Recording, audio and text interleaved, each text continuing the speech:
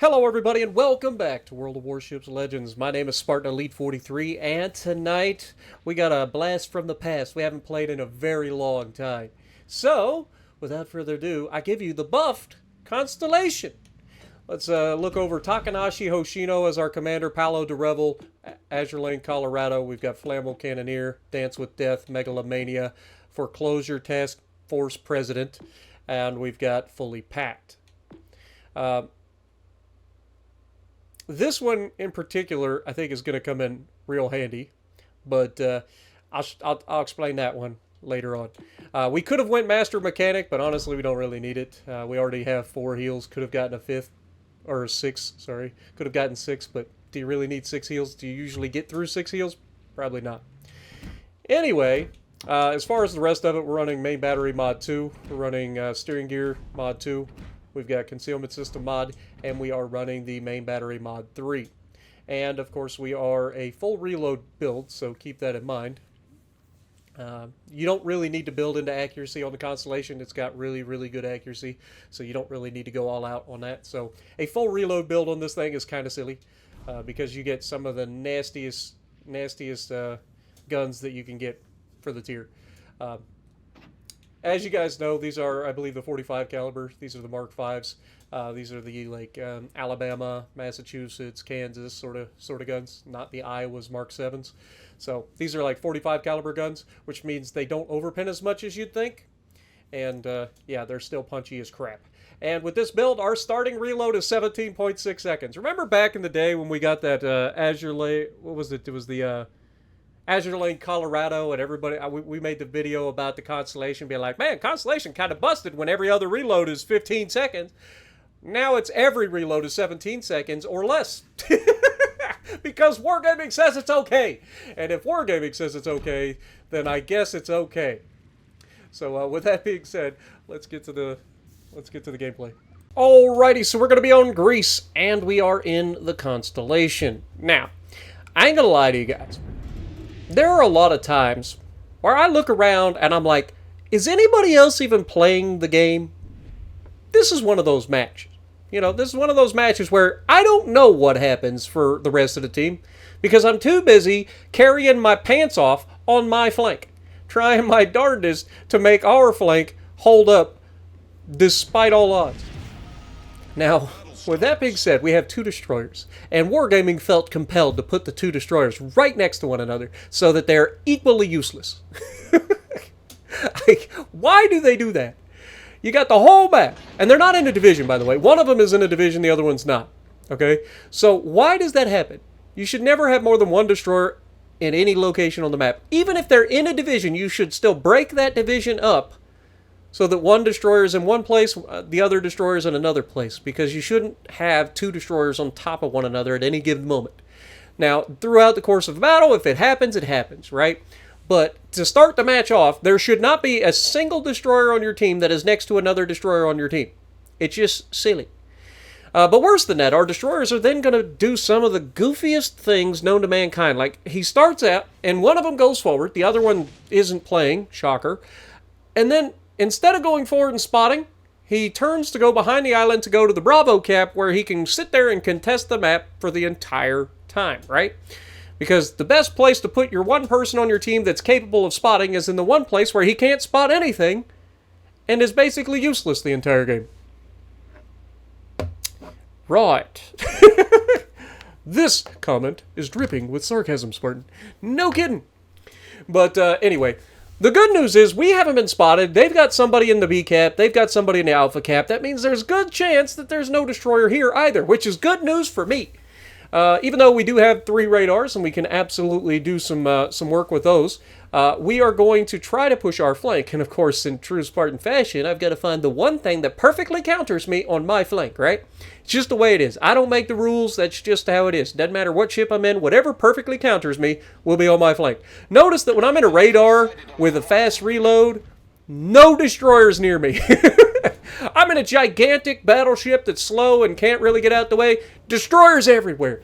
But this Georgia is the one thing that perfectly counters me over here. But he's not alone. He's got another ship that perfectly counters me because I have to respect the Georgia, even though the Georgia's disrespecting the Constellation to his own dismay as we slap that man for 18K right out the gate. But they have a Strasbourg. Now, some of you probably looking at Strasbourg going, why are you worried about that? That's why I'm worried about Strasbourg. French magic bullets. He's got 14-inch, very decent guns. And on top of that, he gets reload boosters. And we slap the Georgia again, bringing us up over 30,000 damage in 2 salvos. But we managed to negate most of the damage returned from the Georgia.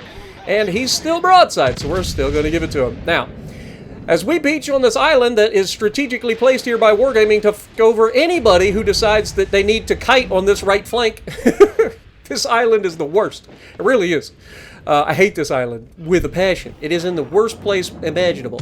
But Georgia's still just sitting here broadside and just begging for it. So we're going to take the shot again, and he's the worst shot I've ever seen, I think. But we're going to slap him again. He clearly hasn't learned his lesson, right? This man with 18-inch guns. And not only that, but this Strasbourg is knowing what he's doing. He uses AP when it's necessary. He uses HE when it's needed. Like, this man is actually goated right now. Best Strasbourg player that hasn't been me that I've run into, I will say that. I love the Strasbourg. It's underrated as crap. I think a lot of people sleep on it because it's just an up-tiered donkey, but I'm telling you, that thing is nasty. And he's about to show exactly why it's so nasty, because I have no choice. I need to turn towards these guys so that I can start to make something happen. My cruisers are sitting behind the island where they can't do anything at all. And I'm like, at this point, I think I get into chat. I'm like, guys, would you like to play the game? You know, do I need Triple H out here with his theme song? It's time to play the game, and the man damn near death strikes me. That's exactly why I was worried about this Strasbourg, because again, you know these French battleships are almost all running Azure Lane Dunkirk, right? Like, pretty much everybody knows that Azure Lane Dunkirk is busted nowadays, right? Like, everybody understands how busted that freaking commander can be. And on a ship that's as accurate as the Strasbourg tends to be, like, it's nasty. And he just has to sit there and bow tank. But as we survive, we get our heal off, we're going to start to push towards him. Our cruisers have now finally started shooting the Strasbourg, which is bad news for him, because the one thing he really doesn't like is HE. And of course, I overmatch him, so I'm just chipping away at him slowly over time. And even with this reload build, we're landing multiple shells every salvo, and that's when the Belfast gets spotted. Now, I want you guys to pay attention to how fast my reloads are happening now. When we shoot the guns at this Belfast, watch what happens. He's turning away, so we're going to aim a little high. We take the shot. We have a sub 15-second reload all the time. Just under a 15-second reload, or just over a 15-second reload every shot now. So we started with a 17.6. Now that doesn't seem like a huge deal until you realize just how accurate these 16-inch guns are. That's what makes this thing so strong. Now, yeah, it doesn't have the best armor in the world, but it's not bad armor. You got an armor belt if you can use it. And one of the reasons I'm trying to push up on these guys is so I can use that armor belt. At range, I basically am just a floating citadel of sadness, like the Pensacola, right? Because every shell that hits this thing is going to pin it. But up close, you can angle and get to use that armor belt that we know and love, because you know these battleships are going to swing for the fences. They always do. They're like, ooh, Constellation, let me just come over here, say less, motherfucker. I'm going to eat you for lunch. Now, I do spot the Georgia here. I'm trying to get my teammates to try to do their thing. I was also radaring just in case the destroyer was sneaking over from Bravo, but their destroyers are already dead. That's just a dumb play by me. But I was spotting the Georgia because I wanted to know what he was doing. And as I was looking over the island, I was like, okay, he's backing up. I can make my move. I'm getting my guns to the right. And this is one of the reasons I run main battery mod 1 in the first slot on this, is to get those guns rotating, right? Because these guns, you're going to be flipping back and forth. This is a very defensive battleship or battle cruiser. Like, you got to be able to flip your guns around. And yeah, this Georgia was not ready for this. As we come around the corner, we got the spotter plane ready, and we send that man straight. I lied, not to the Shadow Realm. We should have. You'd have thought that if that's me in the Georgia, but he swings for the fences, and plink, plink. This is why I needed to get up close and personal, because these battleship captains are all the same. They always go for the Citadel. Speaking of Citadel, now we send him to the Shadow Realm, and we have completely raffle-stomped our side of the map. Now, you may have noticed that Belfast has disappeared. That man said, peace out, and left that Georgia to die. bravely, I might add. But yeah, we're going to push out here. I had to at least assume that Belfast was just hiding behind the island because he never got spotted again. We do have cruisers in the middle of the map that maybe could have potentially spotted the Belfast if he was still, up close and personal. So he either did one of two things. He either stayed behind the island or he just turned and ran and got as far away as possible before we could get him spotted again. Now, we are going to use our last heal here. So we've got to be careful from here on out. Every hit point matters. Now, this is one of those games where having those extra heals may have actually come in handy, but also the amount of reduced damage that we took from losing hit points maybe saved our life against the donkey. Let's be real. And then the Rodney over there is begging for it. Absolutely begging for it. Sitting there, not moving. The moment I shoot, the man decides to go forward. Like, what is going on with that? He was perfectly happy to sit there. And the moment I shoot, and I never got detected, but the moment I shoot, the man's like, yep, I'm going. It's just my luck, man.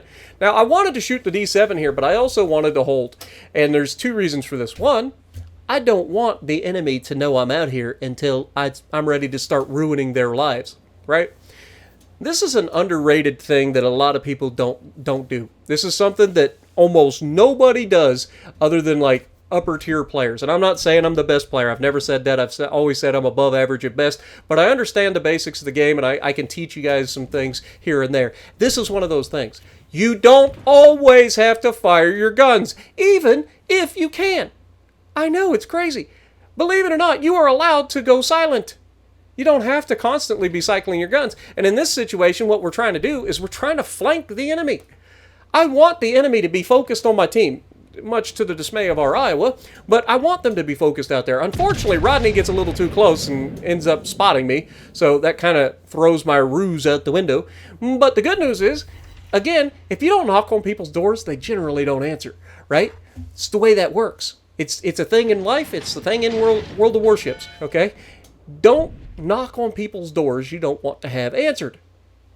We didn't shoot the Kansas, we shot the Rodney. Kansas doesn't even know we exist, guaranteed. He was tunnel visioned on whoever he's shooting at has no idea that I even exist out here. Now we're going to knock on his door. His guns are facing the other direction. I should be absolutely fine, and we're going to start to chip away at him. Now, we also are very aware that the Belfast is out here, the D7P is out here, and that Kansas overmatches us as we slap that man for 5 full penetrations. Now, he fires his guns. Or I guess it was the D7 that fired his guns, but the Kansas is now looking directly at me. You see how quickly that turns? You knock on somebody's door, you gotta get answered. You slap somebody, they're gonna slap you back, or at least they're gonna try. So you noticed as soon as he got a chance to see me, he was turning those guns and looking right at me. See those guns? Look, he did a full 180 with his turrets, and he is now shooting at me, which is exactly what we expected, right?